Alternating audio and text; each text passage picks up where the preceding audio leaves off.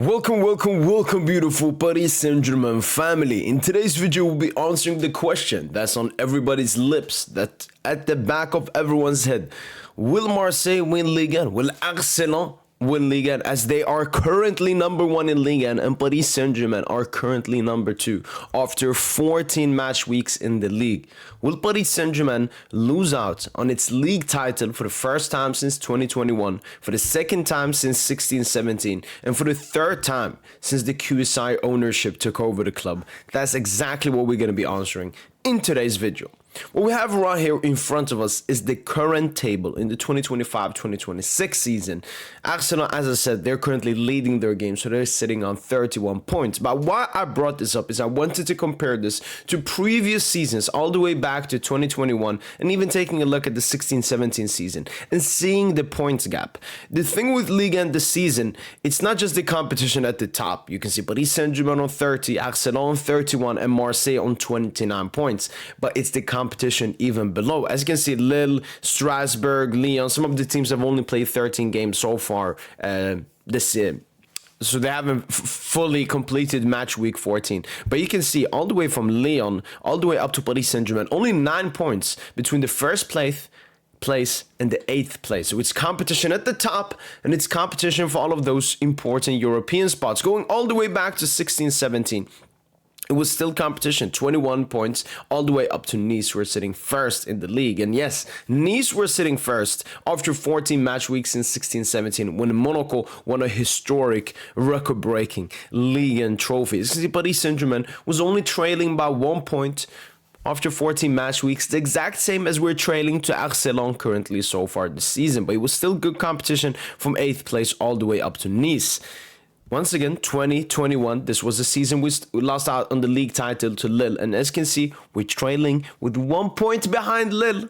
So if you look at this pattern, the 2 league titles that Paris Saint-Germain lost out to during the QSI era, we're sitting 1 point behind the leader in match week 14. Very interesting to take a look at. Even Marseille had 2 games to be played there, so Paris Saint-Germain could have potentially been sitting 4th in the league table.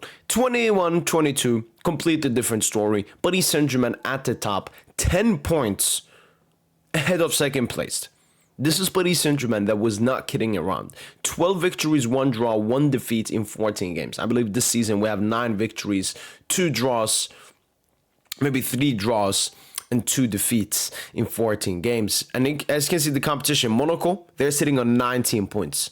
In 8th place. Paris Saint-Germain is sitting in 1st place with 37 points. That's nearly a 20-point gap between the 1st place and the 8th place. Going on to 22-23, Paris Saint-Germain still had a lead at the top, not as big, 5 points big, but Lyon 8th place on only 20 points, which means there was an 18-point disparity, just like in the previous season. So what we can see here is that the league titles with Paris Saint-Germain lost out to, it wasn't just that the top was competitive, it was the top 8 that was competitive. And in these 2 Ligue 1 seasons, we won Ligue 1 in 21-22 with some comfortability, and the 22-23 season also with some comfortability. And you can see that after 14 match weeks, Paris Saint-Germain had started building up a gap between them in 2nd place, and the competition all the way down to 8th place just wasn't as strong as the other seasons. Taking a look at 23-24, Paris Saint-Germain had a 4-point lead at the top of the table, 13 points between the 1st place and the 8th place in the league. Going back to last season, Paris Saint-Germain were 5 points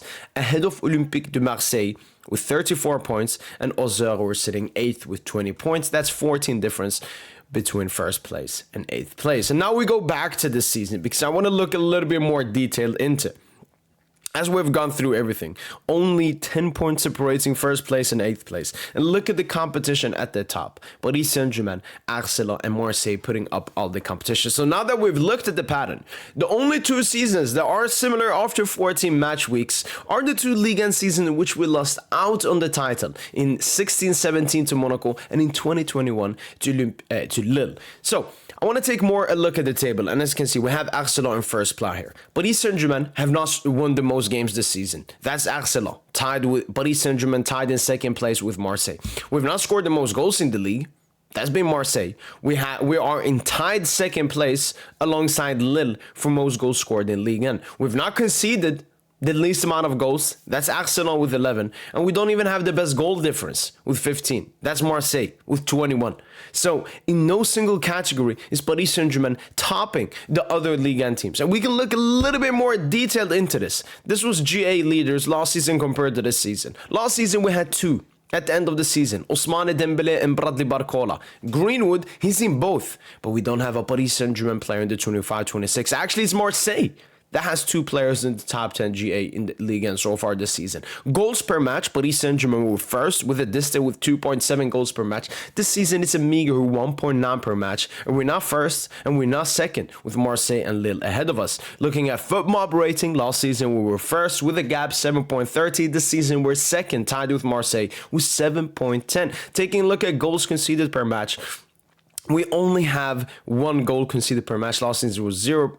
No, this season, 0.9, last season first, but we were first in Ligue 1. When it came to that stat, when it comes to expected goals, this is the most disgusting one. Last season, we were by far first, 89.8, huge difference, basically a 15.4 gap with Monaco in second place. This season, we're not even top 3 for most expected goals in Ligue 1 this season. Big chances created once again, first by a distance in Ligue 1 last season. This season, we're not even in the top 3 for big chances created, and this is what puts up all the question marks. Paris Saint Germain have been nowhere as good as they were last season in Ligue 1. You could say Ligue 1 has improved since last season, not the biggest. I think there's been a constant Ligue 1 improvement season by season, but the contrast from Paris Saint Germain last season in the league and this season in the league is a huge different story. We'll go a little bit deeper into 16-17. Paris Saint Germain had just lost his talisman, Zlatan Ibrahimovic, who scored the most goals in one Ligue 1 season in Ligue 1 history. He was absolutely astronomical, but as we know, he left on a free to Manchester United, and Paris Saint Germain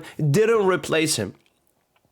And we bought obviously Draxler in January, bought Neymar and Mbappe after that season had ended, but we went in a little bit weaker than the previous season. Was Monaco, they got stronger and they had basically a golden generation, all players peaking at the same time. This Monaco team also went to the Champions League semi-finals. So this wasn't, just a good team that won the Ligue 1 title. No, this is a historic team. I think some of the Ligue 1 records for like most wins in a row, most goals scored in some amount of games or something are still held by this special Monaco team. So it wasn't really the biggest L losing to this Monaco side because this was a record-breaking, this was a special Monaco side. And Paris Saint-Germain, as I said, they went weaker into the subsequent season, which affected this. Going over to Lille one, it has actually some similarity to this one and some not. That Lille team would lose like 3-0, 2-0 to that Monaco team. That Lille team,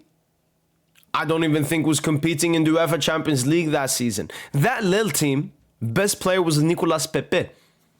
He was insane that season. I'm not denying that. But the Monaco team was spearheaded by Falcao, Kylian Mbappe, Joe Martino, Glick, Subasic, Fabinho, Mendy, Bakayoko. That was a top tier team.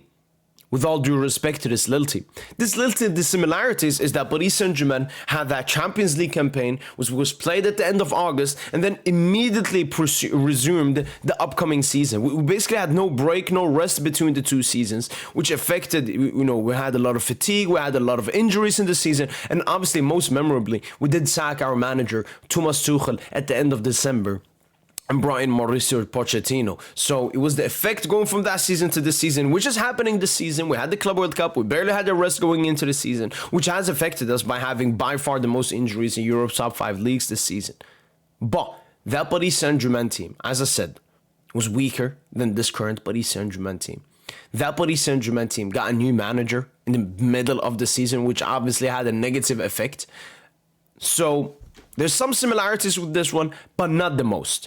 One thing I do want to say, though, is a lot of people, it's weird. So when PSG wins a Ligue 1 game, 5-0, and wins the league title in March, the league is ass. Which is maybe a fair point. But then when Paris Saint-Germain struggles, and it's so competitive, and we're not even in first spot, then Paris Saint-Germain are ass. But nothing about the league. Ligue 1 has grown astronomically over the past seasons, and people don't want to accept it. The only thing you see in the constant social media and everything is Paris Saint Germain TV deal, Paris Saint Germain TV deal. They don't have any TV rights. It's a lot of bollocks. I see YouTube videos about the TV money all the time. Yes, but Ligue 1 was the only league that did not resume during COVID, which affected it massively negatively. But Ligue 1 has compensated in a beautiful way, which has made us above other leagues economically, despite the TV money stuff. You heard the TV money stuff, but you don't hear that Ligue 1, as you can see, we're spending money, 15, 16. This is all the transfer money spent in the summer transfer windows. As you can see, it peaked in 1920, then it went down. Why? COVID. Happened to every single league. Then it went back up to pre-COVID numbers, even larger in 23, 24. A lot of that was obviously PSG. A lot of that in many of these seasons, obviously Paris Saint Germain. But the league is growing economically at a very strong rate. And people don't want to accept this. People want to write this off saying, I don't know. They don't talk about it, basically. And here we have it. I compare it to the other top 5 leagues, obviously apart from the Premier League, because the Premier League is the Super League. The Premier League is richer than all the leagues combined. So I took a look at these. As you can see, the green numbers mean they spent the most in that window. Blue, second most, yellow, third most, and red is fourth most. 2021, 21, 22, 22, 23, 23, 24, 24, 25, 25, 26. So what we got around here is that Serie A has been spending a lot of money. There's been a lot of investment in Serie A. But a lot of the thing with Serie A is their academies are by far the worst in Europe's top 5 leagues. We can see that with the Italian national team. Football is just not being brought up in Italy anymore, which means that the teams are forced to spend so much money to find talent elsewhere. So that's why they've been dominating. They've had the highest transfer fee in every single season, apart from 23-24, which was Ligue 1. When it comes to the second place, number blue, Paris Saint Germain has, Ligue 1 has 3 of number blue, and Bundesliga has 2 of second places, and Serie A has 1.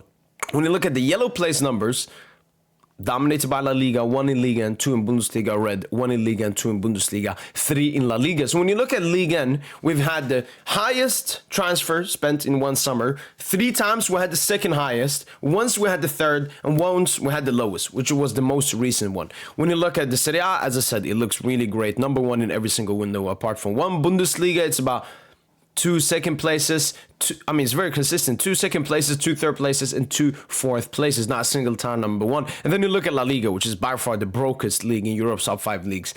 They've spent the third most 3 different times, and the least 3 different times. So this just shows that the economical revenue going into Ligue 1 is making the club spend even more money than they've been able to do before, which is a great sign for the league. And as I mentioned with the talents, we'll come to it now. This is giving the kids a chance. This was made for last season. Percentage of total league minutes played by under 21 players.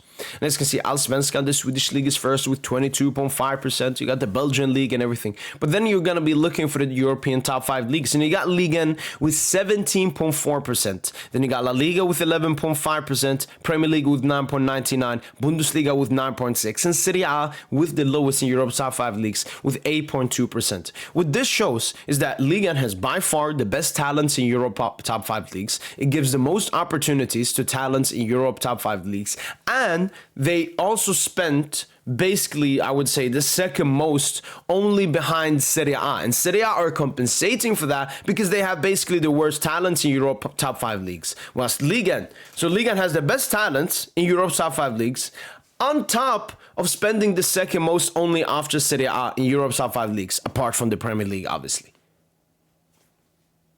Ligue 1 is getting stronger. And I'm not going to excuse Paris Saint Germain. We haven't been that good. But just saying that PSG is not first because we haven't been that good is an understatement. It's because the league has just been getting better and better. And the competition has gotten tougher and tougher. I still think if we play like we should be playing, we are going to be first, maybe with like a 5-point distance or something. But I do not want to downplay the quality of Ligue 1 getting tougher every single season. And it's not just in Ligue 1, it's in Europe as well. Lyon sitting first in the Europa League, Strasbourg sitting second in the Conference League, and Paris Saint Germain sitting second in the UEFA Champions League. So Ligue 1 clubs are not just performing really well in their own league, they're also doing it in Europe against other European teams. We've also seen that Ligue 1 teams have done actually quite well versus Premier League teams. Monaco drew versus Spurs and City. Newcastle lost to Marseille, and Paris Saint Germain beat Spurs. So even this season, we're competing against the Super League, the Premier League. Last season, we had all 4 Ligue 1 clubs that participated in the UEFA Champions League go on to round of 32 or the round of 16 in Monaco, Paris Saint Germain, Brest, and Lille.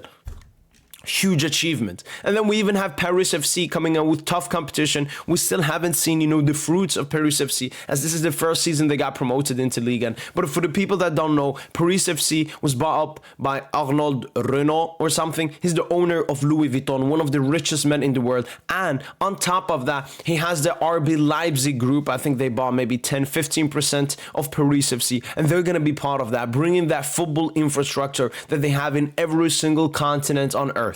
So the Ligue 1 competition, the money being spent in Ligue 1, everything in Ligue 1 is just going to grow season by season. Whilst we're seeing Serie A depleting, we're seeing La Liga depleting, and we're seeing Bundesliga not being able to take that big step to compete with the Premier League. Why, you ask, is basically because of the 50+1 rule. The 50+1 rule means that no owner will be able to own more than 49% of the club, which means he will never have, the only say at the club. So if he wants to spend money or do this, he will not be able to do so. The fans will always have the first opinion. And I think this is something that is good for the Bundesliga. But if any clubs will want to compete with, especially the Premier League money and all of that, it's basically impossible for them to do that. So now that we come to the question, you have Marseille, who are doing fantastically well under De Zerbi in the De Zerbi project. It looks really serious. You see some similarities with the Luis Enrique project at Paris Saint Germain. This is a manager that Marseille have put full trust in, spent a lot of money. Like, they've spent a lot of money. Last summer, I think they spent more than us. They signed so many big players, and they're just getting better and better and better. Fully relying on De Zerbi. We even saw that dramatic situation during the summer with Rabiot and Smith Rowe, I think his name is, when they were beefing and everything, and De Zerbi just said, both of you got to leave the club. And that was, Marseille backing its manager. That was De Zerbi showing, I'm the man, and I'm going to lead this Marseille team to wherever I be able to lead them. They're doing quite fine in the UCL, I would say. Potentially going to survive and go through to the round of 32 after a huge victory versus Newcastle. So they have been a very tough team and will continue to be so for the rest of the season, and obviously beat us in the league at the Velodrome for the first time since 2011. And then you got Arsenal, who I would say the biggest reason why they're performing so well is they have no European competition. They're not playing in the Champions League, Europa League, or Conference League, and that's made them solely focus on Ligue 1 so far. And that's why they're sitting deservedly first so far this season. But to finish off the question, I still think Paris Saint Germain will win the Ligue 1 title this season. We still haven't seen the best of Paris Saint Germain, both in the UEFA Champions League and in Ligue 1, even though despite our level in the Champions League being much closer to our best than in Ligue 1. But I do think as long as we start getting our players back and we're seeing the fitness levels and intensity levels get better at PSG, we'll also have a little cheeky rest in the winter break, which is very needed for a lot of Paris Saint Germain players. And I think we'll come back with very strong wind from January on, try to finish off and get a good gap in Ligue 1 until March, April time. And after that, solely focus on the big Champions League knockout stage games. But it's a great thing that the competition in Ligue 1 is improving. It's a great thing that in a season where we're not the best in Ligue 1, other teams will take that spot and put that pressure on us. And I think it's always a great thing. I'm always someone that loves competition. And I absolutely love that the quality in Ligue 1 has been improving over the couple of last seasons. Now Paris Saint-Germain obviously got to look at themselves in the mirror and tell everyone who is the champion of France and who's been the champion of France 13 times since QSI came in. We have to prove ourselves as the winners, and I believe we will do so. But all of the filthy narratives that Ligue 1 is some kind of farmers league where we can rest 25 players and win the league with ease has been quietly debunked this season, which is somewhat of a good thing. That's been it from my boy PSG, and hopefully you guys have enjoyed this video. Make sure to watch this video while Ligue is cooking. And as usual, allez, allez, allez Paris.